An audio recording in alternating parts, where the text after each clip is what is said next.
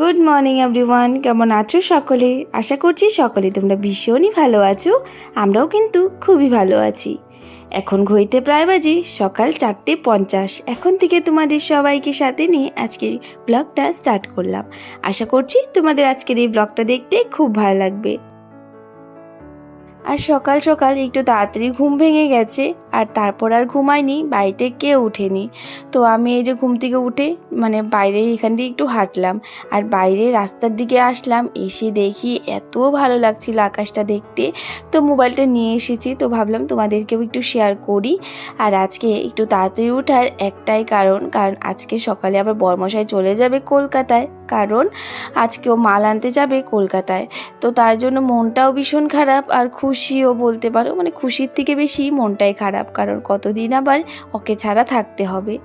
যাই হোক, সকাল সকাল দেখো তার জন্য সমস্ত কাজ আর কি তাড়াতাড়ি করে নেওয়ার চেষ্টা করছিলাম। আর রান্না বান্নাও আছে, কারণ ও টিফিন নিয়ে যাবে রাত্রে আর দুপুরের জন্য, সেই কারণে।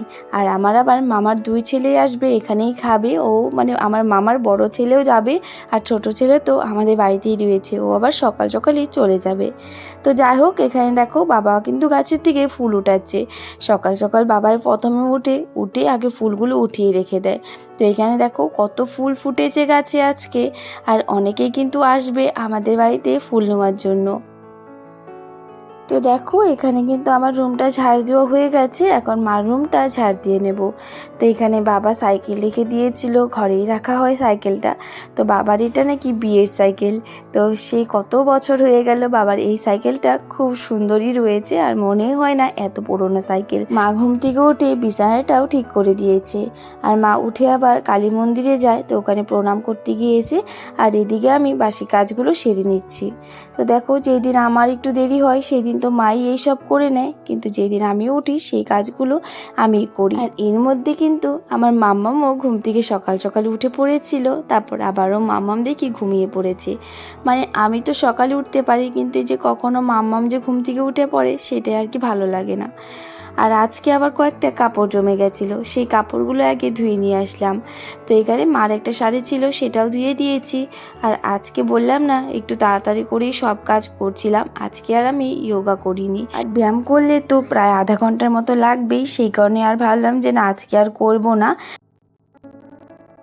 তো এখানে দেখো কয়েকটা কাপড় ছিল বরের, সেগুলো ধুয়ে দিলাম। আর কালকে আবার মাম্মাম বমি করে দিয়েছিল কান্না করতে করতে। আমার মাম্মাম যদি একবার কান্না শুরু করে, ও বমি না করে আর থামবেই না। তো যাই হোক, খাইয়ে দিয়েছিলাম, সাথে সাথে আবার বমি করে দিয়েছিল বিছানার উপরে। কালকে বিছানার চাদরটা উঠিয়ে রেখে দিয়েছিলাম, সেটা আজকে সকাল সকালই ধুয়ে দিলাম। আর সকাল থেকে এইসব কাজ করতে করতে অনেকটাই গরম লেগে গেছিলো। আর হ্যাঁ, আজকে সকালে আমি জলই খাইনি, তারপর মনে পড়লো তো আরও কাজ আছে, সেই কাজগুলো করার আগে আমি এক গ্লাস জল খেয়ে নিলাম। জলটা খেয়ে এই যে এখন ঘরের ডাস্টিংটা করে নেব। তোমাদেরকে বলেছিলাম না আমাদের এই রুমটা চেঞ্জ করা হয়েছে, মা করেছে। তো দেখলে তো ডাইনিং টেবিলটা কিন্তু এক সাইডে এনে রাখা হয়েছে, আর ডাইনিং টেবিলের উপরে আমি কয়েকটা এমনি গাছ লাগিয়ে রেখে দিয়েছি, আর মানি প্ল্যান্টও ওখানেই রেখে দিয়েছি। আমাদের না ডাইনিং টেবিলে খুব কম খাওয়া হয়, মা এই সাইডে এনেছে যাতে আমরা দুপুরে ভাতটা ওখানেই বসে খাই, কিন্তু আমার বরের কিন্তু একদমই ভালো লাগে না, সেই কারণে ডাইনিং টেবিলটা এমনি রয়েছে। কেউ আসলেও বসতে চায় না, বর নাকি একদমই ভালো লাগে না, নিচে বসে বসে খেতেই নাকি ওর ভালো লাগে। আর আমারও এখন জানি না কেন ওপরে ডাইনিং টেবিলে বসে আর খেতে ইচ্ছে করে না, আমারও নিচে বসেই খেতে ইচ্ছে করে, খেতে আর কি ভালো লাগে। তো যাই হোক, এখানে দেখো আমার ডাস্টিংগুলো করা হয়ে গেছে ওই রুমে, কিন্তু এখন চলে আসলাম মার রুমে ডাস্টিংটা করে আমি ঘরঠর একদম মুছে নিয়েছিলাম। সব কিছু তো ভিডিওতে করা একদমই সম্ভব নয়, কারণ আজকে অনেকটাই তাড়াহুড়ো করে কাজ করছিলাম। তো ঘরটা মুছে তারপরে যখন স্নান করে আসলাম, স্নানটা করে সিঁদুরটা দিয়ে নিলাম। মা বলছিল আজকে আর সকালে স্নান করতে হবে না, বরমশাই চলে যাবে তারপর স্নান করো, কিন্তু আমার একদমই ভালো লাগছিল না, মনে হচ্ছিল ও কোথাও যাবে, তার আগে ভগবানের কাছে একটু বলে আসি যে আমার বরকে একটু দেখে রেখো। তো সেই কথাটাই বলার জন্য চলে আসলাম ঠাকুর ঘরে। এসে দেখি মা তো পুজো হয়নি মার, আজকে একটু মারও দেরি হয়ে গেছে। তো মা ওখানে স্নান টান করে আসছিল, আর আমি ঠাকুর ঘরে জলটা এনে ঠাকুরের জন্য ফুল নিয়ে নিচ্ছি।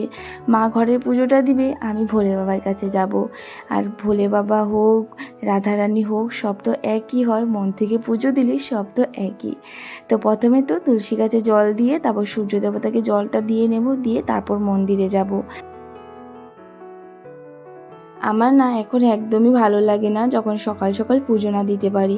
সকাল সকাল পুজোটা দিলে যাই না কেন মনে হয় দিনটা আরও ভালো যাবে। এটা কিন্তু একদমই সত্যি কথা। যখন পুজো দিই তারপর দেখবি মনটা ভীষণ ভালো লাগে, যায় না কেন একটা আলাদাই শান্তি লাগে। তো এখানে দেখো আমি ভোলে বাবাকে পুজোটা দিয়ে প্রণাম করি তাড়াহুড়ো করে চলে যাব রান্নাঘরে। তো আমি তো পুজোটা দিয়ে আসবো, আবার সবজি কাটবো, সেই কারণে মা সকাল সকাল সবজি কেটে দিয়েছিল। আর এই যে দেখো এখানে আমি কিন্তু রান্না বসিয়েও দিয়েছি, কারণ অনেকটাই তাড়াহুড়ো করে করছিলাম।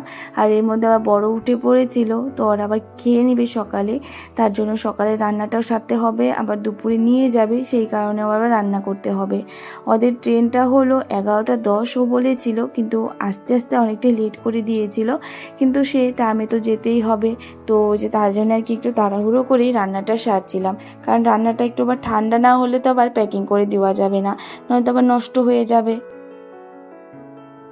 তো ওদেরকে দুপুরের জন্য দিয়ে দেবো, ডিমের তরকারি করেছি আর ভাত করেছি, আর রাত্রের জন্য আবার রুটি বানিয়ে দেবো, আর রুটি আর আলু ভাজি খাবে। তো এখানে আমার সবজি, ডাল, আলু ভাজি রান্না হয়ে গেছে, আর এখন ডিমটাও সেদ্ধ বসিয়ে দিলাম। আর এখন বরমশাইকেও ভাতটা দিয়ে দেবো, বরমশাইকে আর ভাইকে। তো এখানে ডিম সেদ্ধ হতে থাক, আর এক সাইডে দুধটাও বসিয়ে দিয়েছিলাম, সেটাও হয়ে গেছে। তো এখানে সব কিছু এখন ঢেকে ঢুকে রেখে দিয়ে তারপর বরকে এখন খেতে দিয়ে আসবো। ওদেরকে ভাতটা দিয়ে আমি আবার এই যে পরোটা বানানোর জন্য চলে এসেছি। এর মধ্যে আবার মাম্মামকেও খাওয়ানো হয়ে গেছে, মানে মাম্মামকে আজকে ওর দাদুভাই খাইয়ে দিয়েছে, ওখানে বসে খাচ্ছে দাদুভাইয়ের সাথে। আর আজকে মাম্মাম একটু দেরি করে উঠেছে বলে আমার একটু ভালো হয়েছে, কাজ বাজগুলো একটু করে নিতে পেরেছি। নয়তো কি হয়, মাম্মামও ঘুম থেকে ওঠে, আমারও কাজ থাকে, তখন আবার ও কান্নাকাটি করতে থাকে, আমাকে চায়। তো সেই কারণে আর কি ভাবলাম যে না, আজকে দেরি করে উঠেছে ভালোই হচ্ছিলো, মানে আমি মন মনে বলছিলাম যে মামা যদি আজকে একটু দেরি করে ওঠে খুব ভালো হবে। আর ওদের জন্য এখানে দেখো পরোটা বানিয়ে দিচ্ছি, মানে ওদের জন্য কেন বলছি, আমার মামার ছেলের জন্য বানিয়ে দিচ্ছি। তো ওরা মানে চারজন যাচ্ছে আর কি, 4 জনের জন্যই বানিয়ে দিচ্ছি, কারণ কেউ নাকি খাওয়া নেবে না। আর এখানে দেখো আমার মাম্মাম চলে এসেছে এখানে আমাকে আর মাকে আর কি হেল্প করার জন্য।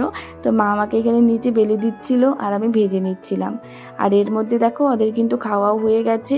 তো ও মামার ছোট ছেলে ও চলে গেছে, তারপরে এই যে বড় ছেলে এসেছে, মানে আমার বড় ভাই এসেছে।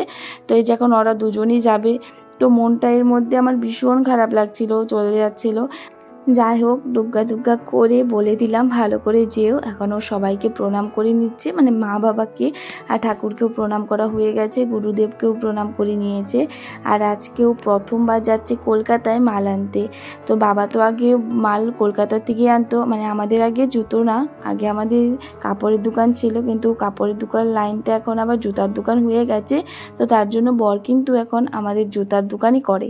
তো যাই হোক, এর মধ্যে দেখো ওরাও বেরিয়ে পড়লো, টাটা বাই বাই বলে দিলাম, বলে দিয়ে চলে আসলাম ঘরে। এসে আগে আমি খেয়ে নিয়েছি, রুটি খেয়ে নিলাম, খেয়ে তারপরে যখন বাসন অনেকগুলো জমে গেছিলো সকালের দুপুরের, সেই আর কি বাসন সব একসাথে ধুয়ে নিয়ে এসেছি। আর মা আবার রান্নাঘরটা পরিষ্কার করে দিয়েছে। তো এই দেখো এখানে আমার কিন্তু সব বাসন একটা একটা করে ধুয়ে ঝাড়িতে রেখে দিচ্ছি, জলগুলো ঝরার পর ঘরে নিয়ে যাব। আজকের জন্য এতটুকুই। তোমাদের আজকে ব্লগটা কেমন লেগেছে কমেন্ট করে বলো। আজকের জন্য টাটা আর রাধে রাধে।